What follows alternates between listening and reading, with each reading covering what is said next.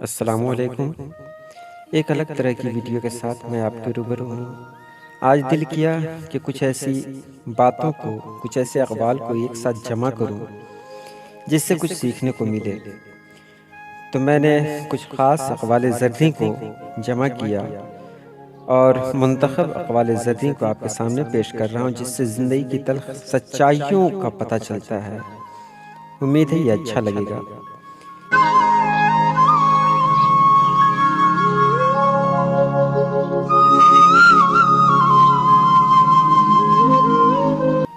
کچھ لوگوں کے لیے زندگی کی مصروفیات میں سے وقت نکالنا پڑتا ہے، اور کچھ لوگوں کو دل سے نکالنے کے لیے زندگی کو مصروف کرنا پڑتا ہے۔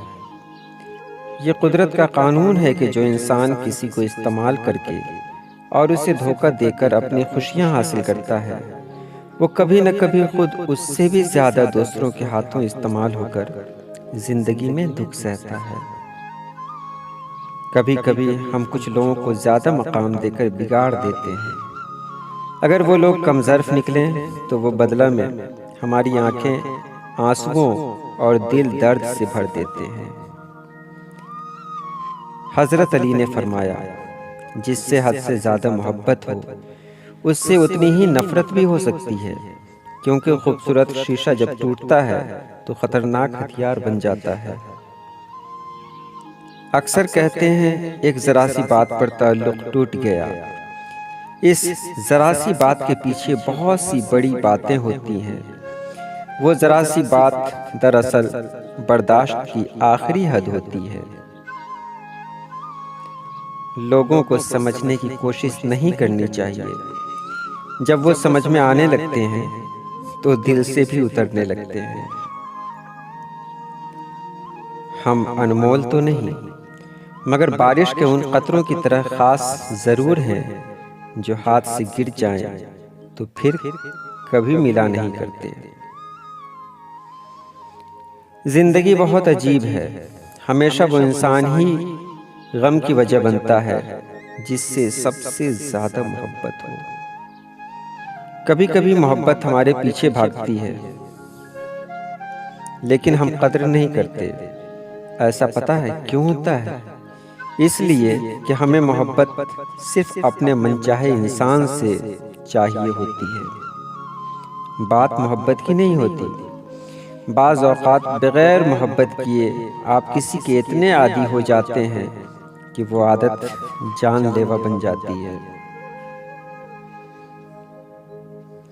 میری زندگی ایک بند کتاب ہے جسے آج تک کسی نے کھولا نہیں۔